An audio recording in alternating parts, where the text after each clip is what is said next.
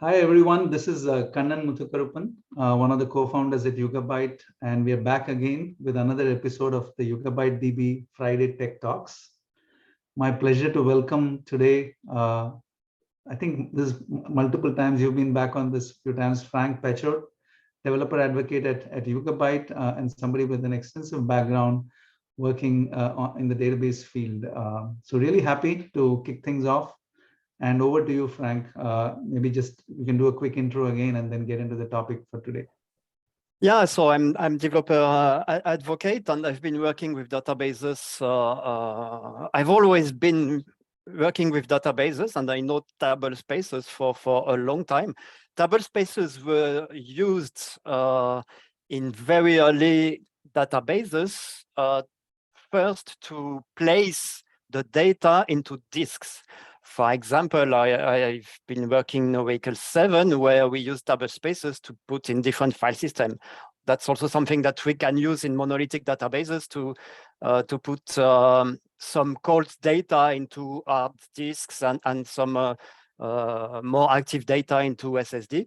And here we will see that tablespaces that are still used today, even if in the cloud, we do not look so deep at where the data is stored because it is a cloud, but we still have to think about the data placement. So that's the only slide I have. My goal is to demo all that. That's great. Love it when we jump right into the demo. And yeah. Yeah, and it's also a good occasion when there are questions to see things too. So basically, I will switch between the command line where I'm connected to Yugabyte cluster, and so here is my cluster. This is a lab, so it's tagged with regions and zones, but it is a lab running on Docker where I have started a lot of servers. Basically, I have 3 regions: US, US East, and US West. In each region, I have 3 availability zones, and in each availability zone, I have 2 nodes, so that I can show all the different combinations that we can have around that.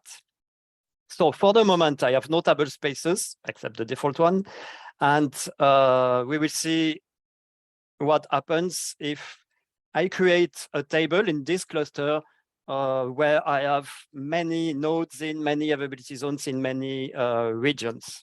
So I've created table demo, and then if I go to tables, that's a problem with my SSH tunnel, but that's fine. And if I go to the table demo, I can see in the list of tablet and tablet peers. So I have 4 tablets. I created it with split into 4 tablets, just not to have too much to look at during the demo. I can maybe increase that a bit. And so I have 4 tablets. I am in a cluster with setup with replication factor of 3. So each tablet has 3 tablet peers, a leader and 2 followers. And we can see that everything is distributed across the cluster. So I can see some tablets in Europe, in US, in all availability zones. That's the default. We are a distributed SQL database. Then by default, we distribute into the cluster. And as you can see here, here, because you have not, I don't think you've even set any cluster level settings. So that's why for the first tablet, we are seeing that 2 of the peers are on US West, for example. Yeah, exactly. I've set nothing, so we are guaranteed only on a node failure because we have some in the same availability zones. Yeah, that's right. So we can define that at cluster level, but here we will define that with tablespaces to get it defined by tables. So I will start creating a tablespace, and I will explain what is inside, and I alter my table to set it to this new tablespace that I've just created. I call it EU West, because the goal of this tablespace is to place data in Europe, in EU West. So I define 3 replicas because I still want to be replication factor 3. But here I have 3 placement blocks which are the free availability zones in that region. So this tablespace places data in a single region, multiple availability zones, and one replica minimum in each. This is what guarantees that we are resilient to one availability zone.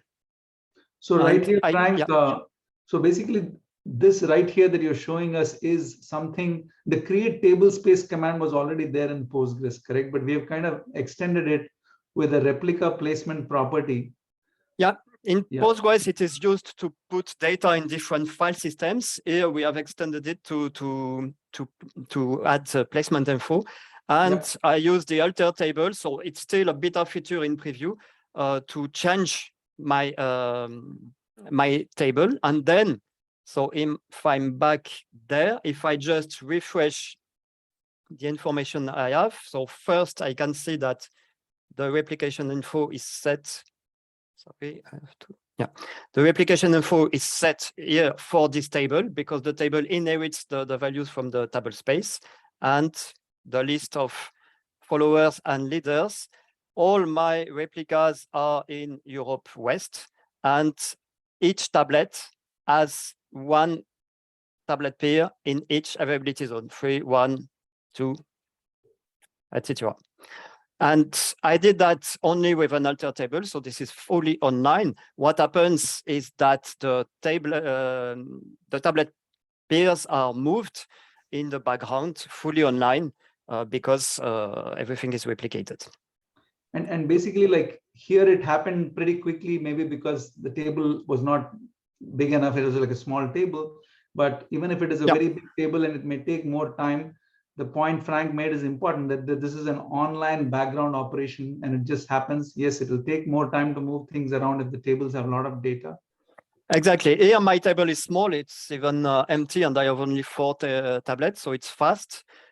Just the process that runs that checks every 30 seconds if there is something to rebalance. So this is also why I've created the table space and run the alter table just to let a few seconds to see the results for the demo. But that's an online operation. Usually, when you want to move it, you have the time to do it. So I will create the same kind of table space for 2 other regions, US East and US West. And then I will create a partition table, because one idea when we do geo-distribution is to distribute per partition. I'm just looking at the question from Kurt. How are the cross-region tablets kept in sync through async replication? So everything here that I'm showing is all in sync. This is the raft configuration with a leader and follower. So all the reads and writes are going to the leader, and the writes will wait for the acknowledgement of one of them. And this is here, when we are in the same region, this acknowledgement is just 1 millisecond, but this is where we will think about the data placement. We don't want followers too far when we do some writes. Yeah, this is all, I mean, unless you're using the cross-cluster capability, which is like a separate capability to connect 2 clusters using async. By default, within a Yugabyte cluster, it's always synchronous replication, whether you have a multi-zone tablet or a multi-region tablet. And thanks to that, for example, in this configuration, if one availability zone is down, everything continues as normal. Yep. So the latency on writes is the latency from the leader to get the acknowledgement for the first follower. So we will see the case with a partition table. So let me create a table that I call demo GDPR, because one reason to do that may be for legal reason, data residency. So here I have a table with user information and a country, and I'm partitioned on the user country. And then I will create multiple partitions. So GDPR EU, which will hold France, Germany, and Italy. I put that in tablespace EU West, and I also split it in 4 tablets. So creating that, I can check in the list of table, the GDPR EU, with what I've defined there. And I can see the same as we have seen with the single table. Everything is in Europe. I have another example for UK, the partition for UK, and there I set no tablespace, so the same as what I had at the beginning was a distribution. So this is not a good idea if it's not set at cluster level, because here we may have multiple tablet peers in the same availability zone. But I create another one for Switzerland, for example, in EU West. So the same as we have seen, and I will move them later. And let's create another one where I will put US, that will be in US West. So with this kind of thing, US. I define exactly where is the data. So this is what I will do to lower the latency. If for example, I am a bank, my customers in US will probably connect from US, my customer in Europe will probably connect from Europe. So I want them to have their data near their country, and also for legal reasons. So for example, this one, reads and writes will be fast from US, slower from Europe. Okay, and then, so that was about the placement in regions, but we can also define the replication factor at this level. So here is an example, and I will move the UK1 to this new tablespace that I create. So here I still set a replication factor 3, but across 3 regions. Of course, I'm showing all the possibilities. This is probably not good for latency. So in the first availability zone of each region, and then we will see, sorry, it was UK. So if I check UK there, my tablets have moved. Like here, yeah. So my tablets have moved to each region. So I have more latency there, but I am resilient to a region failure. So this is a balance between latency and the high availability that we want. I have tablet peers in each one, and yeah, this one is already done. I think I have to refresh because it's ongoing. Yeah, some tablets had, had 3 followers because they're still rebalancing. Yeah, exactly. Yeah. And Kurt's, there was a question about how bad is the latency on writes, and that's almost a topic even independent of table spaces.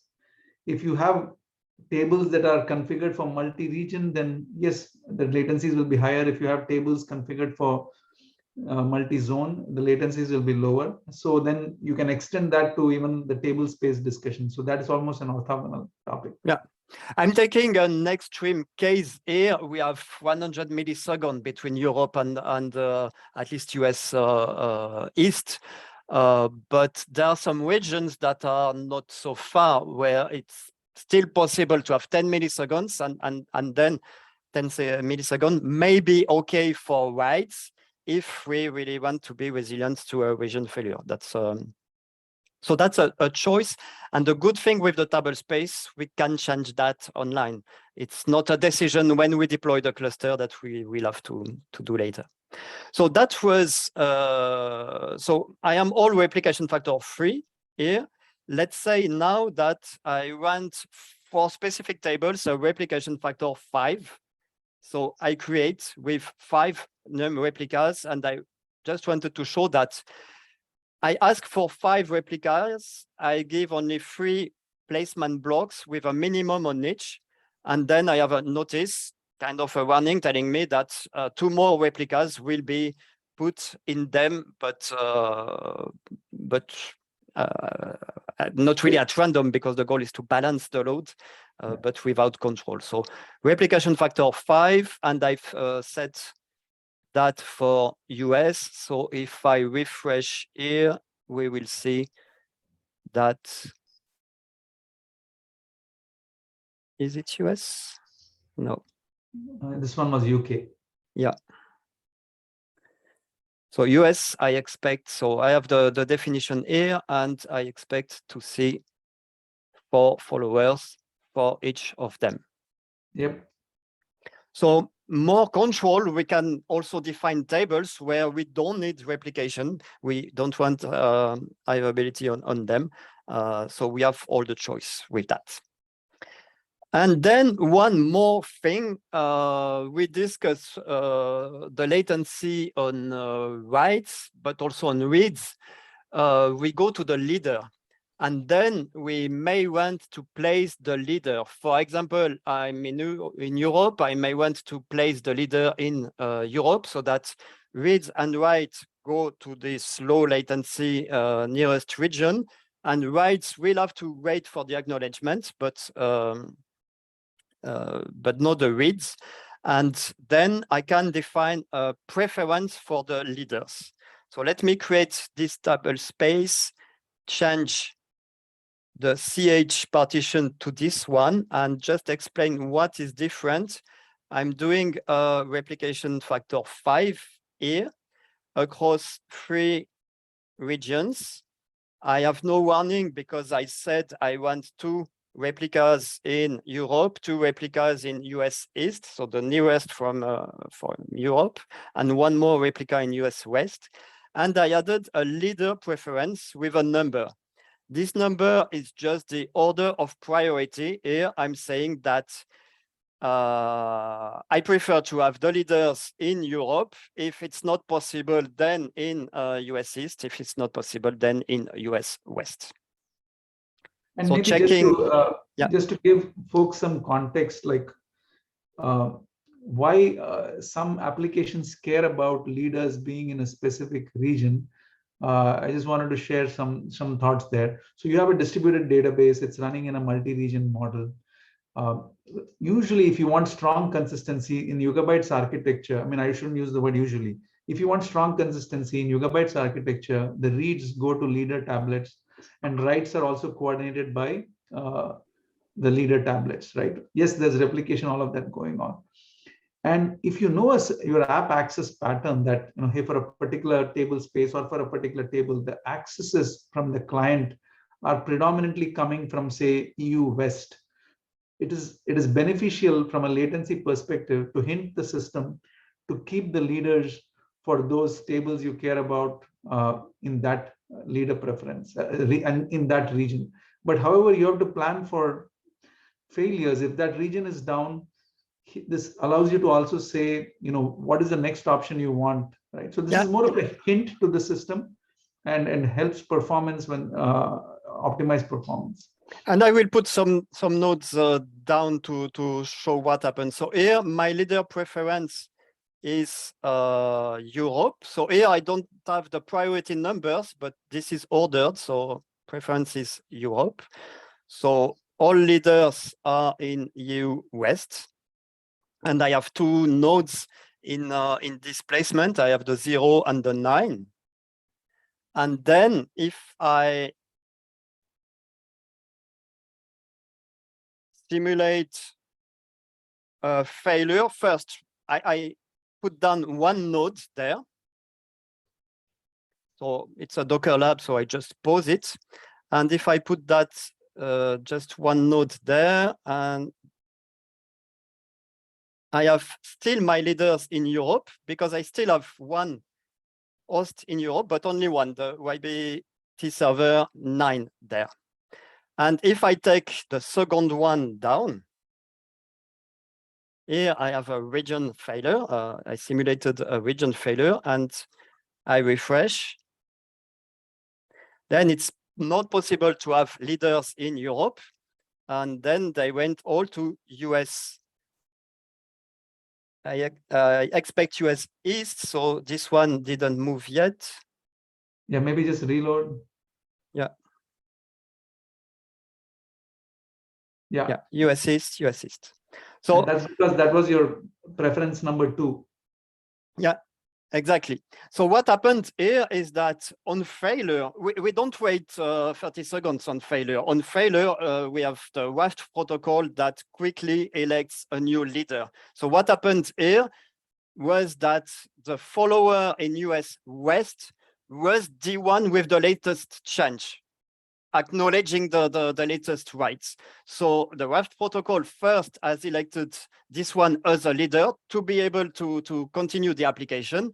And then the rebalancing has changed to follow the preferences. This is a lab where the latency is not real. In real life, probably US East would acknowledge first the rights, but yeah. But it's really cool how you're using the Docker setup to simulate everything.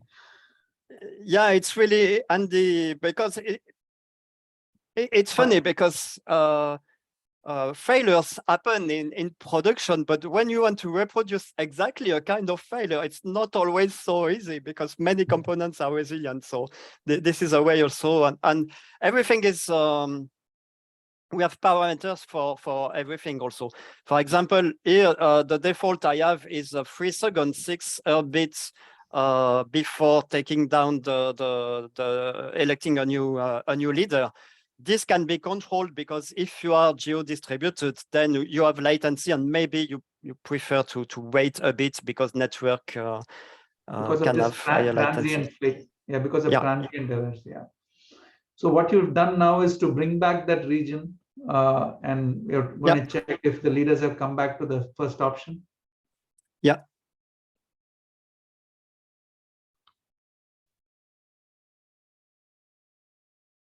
Europe.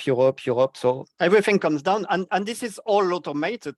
I mean, the only thing I did was taking down some nodes and putting them. So the things that happened, but no manual intervention to do that. We have a preference. If we cannot, we have another preference, and then it comes back.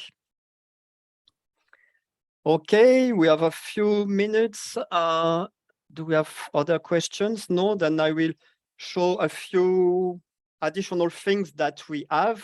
First, I reconnected because I was connected to a node that I've put down. My table is there with the partition. I will insert a few rows for all partitions. And I want to show some cases that were asked by some users. I explain a select star from my partition table. So this is a scan on all partitions. And I query it. I can see data from all the countries there. So I am connected in you. Yeah. Yeah, maybe it might be worth just displaying the schema for the table one more time so people can see what the primary key is and so on.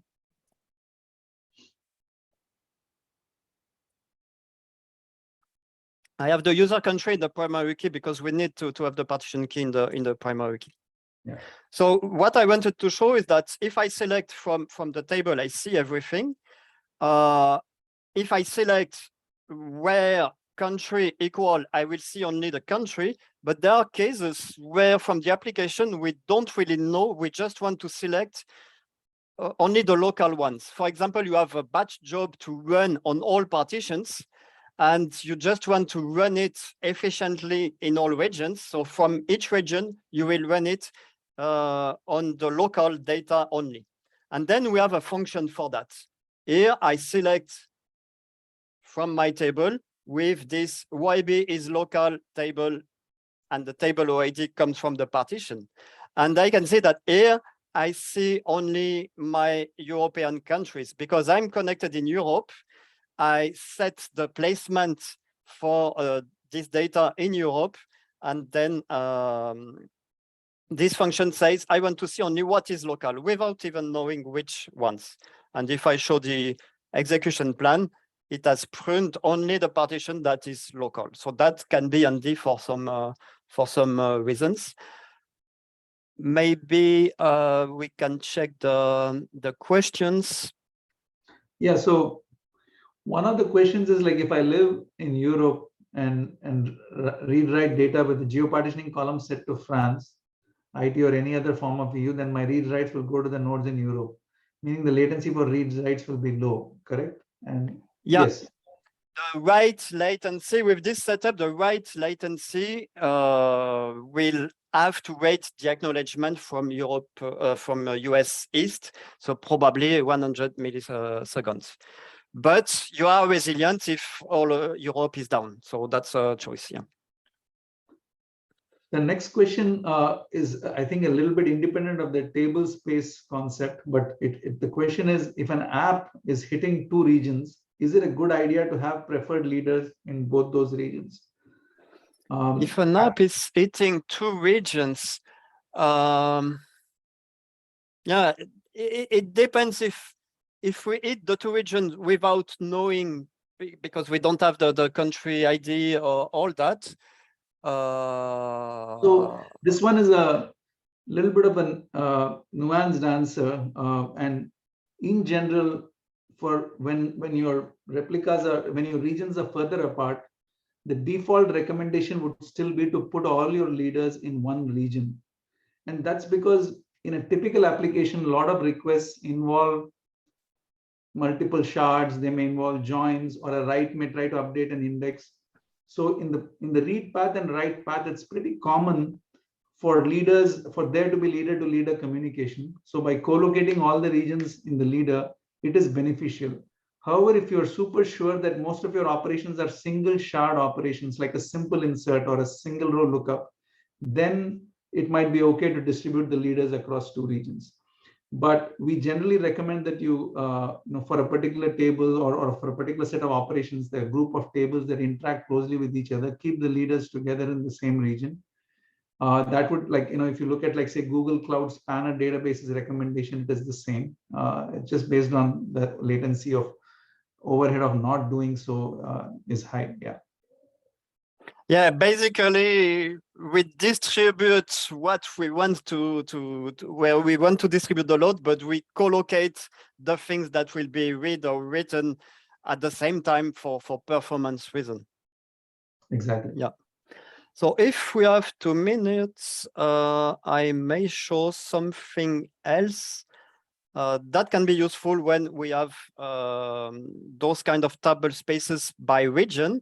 And for that, I will go back to my demo table, the first one that is not partitioned, insert some data in it, and select on it. So for the moment, I have no index.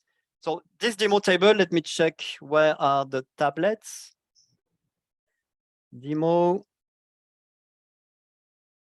So I have here everything in Europe, but 3 availability zones, but all in Europe.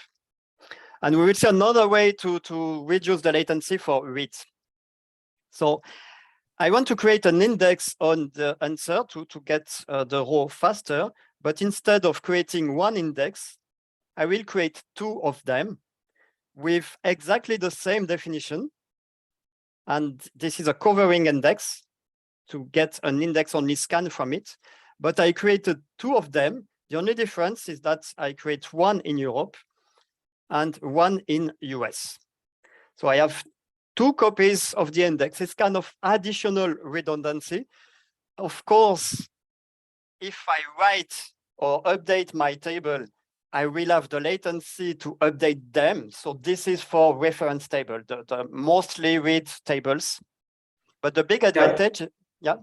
Got it. So basically, writes are infrequent on this table. You're okay with paying the index maintenance overhead on across multiple regions. It is still transactionally consistent, but then in return, your reads are really, really local, and you already done a covering index. So yeah. And the nice thing is that it's all automated by the query planner. If I query, so here I am connected to in Europe. If I query here, I have an index on this scan on the one I have created in Europe. So I'm created in Europe, EU West. Now, if I connect, I have another port that connects to US West. And if I run exactly the same query there, I see that the index from US is used because this one is local, so it's cheaper. And to show the difference, I will drop the one from US. I can still query, but then it will read the one from Europe. And this decision is a cost-based decision. We can see that the one from US has a cost that is slightly lower than the one in Europe. This is the geolocation costing that is on by default.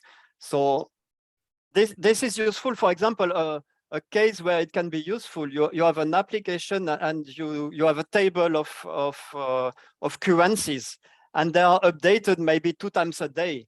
And how many currencies do you have? I don't know, a few hundred. So you prefer to pay the price when there is an update to update in all regions, but then all the day you are querying the latest value, and those are consistent reads.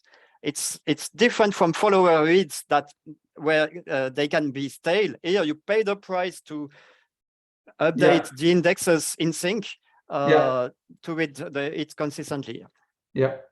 There's one question, Frank. If latency is high in a region, how to overcome non-repeatable reads? I'm not sure If latency is high in a region, so first the latency is between 2 things. So means I'm connected in a region and the latency to the other is high. How to overcome non-repeatable reads? This may have to do with clock skew, but that's not really related with that. Correct. I mean, basically, it seems one seems to be about correctness and one seems to be about latency. Not sure fully got it. Probably we just have to maybe follow up on Slack or something. I didn't quite understand the question. It's well, so something in general. If you have latency, your transaction will take longer, and then you have more chances to encounter a serialization failure. Yeah. And yeah, I mean, wanted to thank everyone for joining us on another YugabyteDB Friday Tech Talk. Really appreciate the participation.